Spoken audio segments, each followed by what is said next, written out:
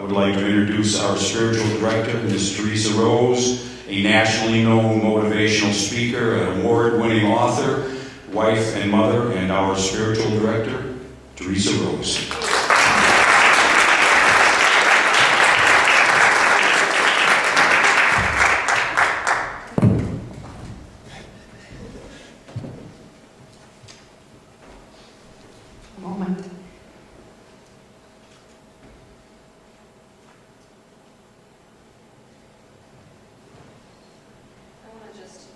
Make a comment about my spiritual brother Pete.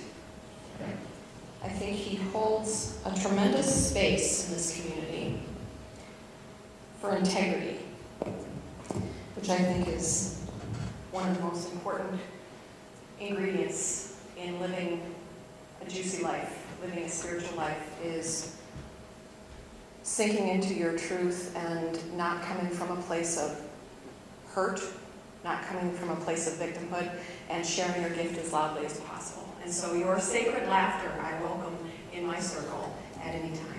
Amen. Happy Easter, everyone. How are you? Happy Sunday. Yes. We're going to just set the container a little bit with some sound, so we can all bring all parts of our bodies, our spiritual body, our emotional body, our physical body, our mental bodies together in resonance. So just close your eyes and feel your feet on the ground, and as you feel the vibration of the gong, let that vibration of presence, of gratitude envelop you.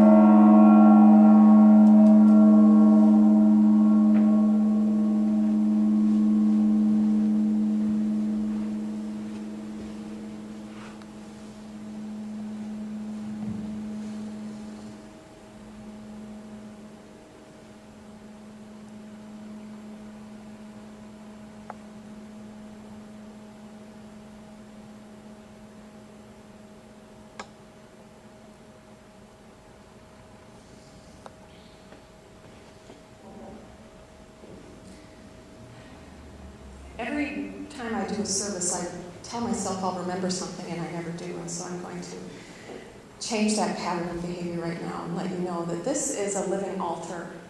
Altars have power. Altars are representations of your belief system, of your power, of your connection to the divine.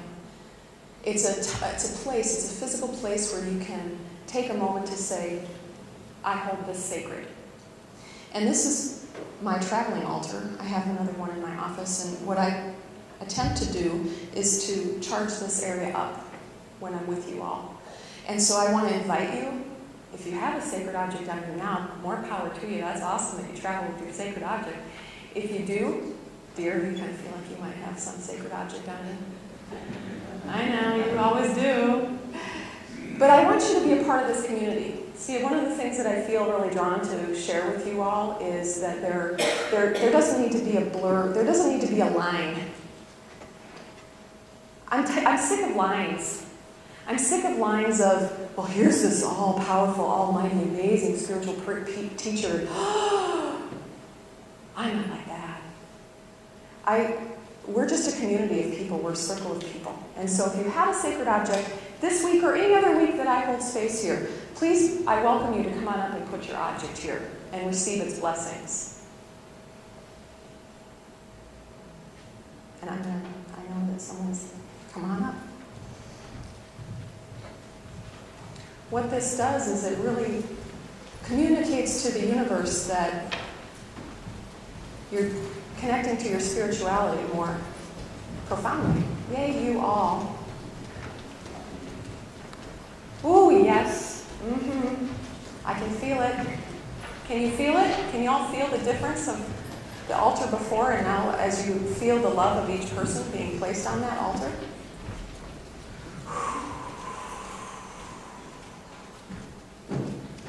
Thank you, thank you.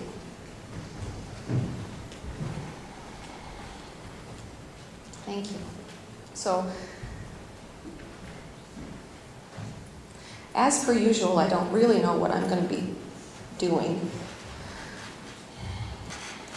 on one level. That's what makes it exciting.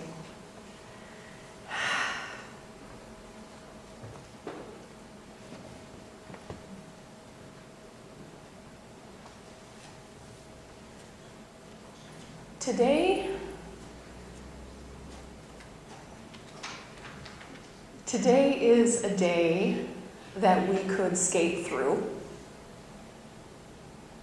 that we could not hold in reverence, especially if you've never had this day of Easter be a sacred one.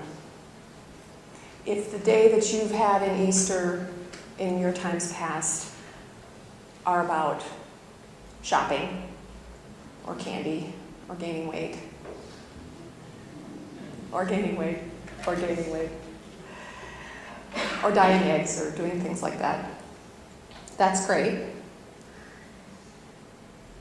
But I am inviting all of us, to take this moment to make it a sacred moment. I didn't grow up with Easter being important spiritually. I really didn't. I didn't really even understand it.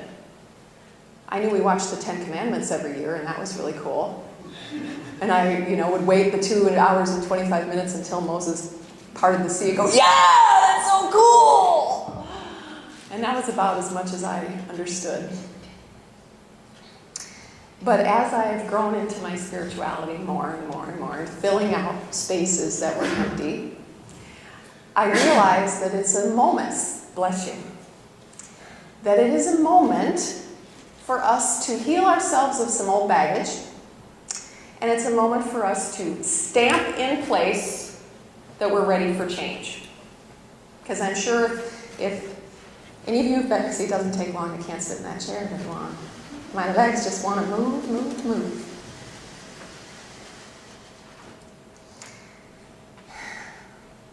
We're so busy going to the next thing. How many of you have all thought about your week yet? Monday, Tuesday, Wednesday, Thursday, Friday, next week, end of the month. Anybody spend time there? Right? And yet Sunday at 10:48 is where you're at right now. And we tend to compartmentalize our sacred moments. We tend to go, okay, let's just put it over there. We'll just put it over there because we're really busy doing stuff. We're just really, I got to do this. I got it. And you live in that hamster wheel. You just keep going, and you go, and you go, and you go. And when I sank into the energy of Easter, I said, Spirit, what is it that you want me to learn, first of all? Because if I learn it, then I can share it with you guys. I said, what do you want me to learn? And what Spirit responded to in dreams and feelings and intuition and gut level gnawings is to take the moment to really truly appreciate that I'm in a moment of transformation. And in the moment of transformation, sometimes you forget you're in transformation because you're so busy obsessing over, won't it be great when I transform? Won't it be fantastic? But you're transforming while you're doing it, because transformation just doesn't like, boop, doesn't just happen, right? It's like anything else natural. You all are organic beings. You're just highly sentient, bipedal, cerebrally oriented, organic beings. And we can learn from nature of how to live with more joy, how to live with more peace, because that's the whole point. So what happens around springtime in nature? Things start getting green, right? Isn't it great? You can feel it. This is like the most magical time when you can go outside and you can just almost get high off of the joy that the earth is providing. Ah! You're growing. You're coming back. You're beautiful again. You're providing abundance again. Yahoo! You've returned. That's what the earth does. And every part of the earth reflects that. Except sometimes the 6 inches between our ears. The 6 inches between our ears forgets that it's springtime. And we still stay here. But you're transforming right now, this very moment, you're transforming. You know it. You know it. You're here. You're here on a Sunday morning, feeding your soul. You're here on a Sunday morning because Spirit has kissed you in the night and has said, now is the time, now is the time, now is the time, now is the time. Right? So in this moment of transformation, we look at Easter. And I'm going to be honest with you. Jesus was not in my orbit for much of my life. I just didn't get it. I didn't understand it. The extent of my experience with Jesus was like this. Like, whoa, okay. Whatever.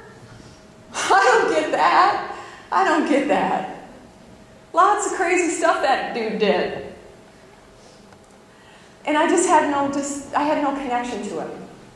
But as I delved into my spirituality in a real way, in my flavor, I got a chance to heal my baggage of what Jesus meant. And even just a few years ago, what would Jesus do? Would send me up the wall when I'd see that on a bumper sticker. What would Jesus do? It was always just a little bit. Do you know what I mean? It's a little curt. There's a little fake Jesus. And I had a but what I started to move into as I released, as I relaxed, as I surrendered, as I let go of some of my crap that I've held on to my whole life, is I realized, wait a minute, this guy was amazing. He was amazing. And he chose, in my estimation, to plop down 2,000 some years ago and go, I'm going to do a one and done. I'm going to come in and I'm going to remember every single moment of my life while I am walking on that blue rock down there. I am going to remember that I am 100% completely integrated with God. Every minute. And he walked it. Talking about, some people say to me when they, they'll see me doing my prayers or doing my practice, go, you really walk your walk. Walk your talk. Sometimes. Sometimes I have family in the audience today, and they, believe me, could give you a list of the times in which I talk it and don't walk it. A lot. Jesus didn't. Jesus did it, just did it, and did it, and did it, and some more, and did it some more, and did it some more, and did it some more. And today is the day where we honor the fact that he went through the darkest time. He was tortured, and he was hated, and he was vilified, and he was told that his God isn't God.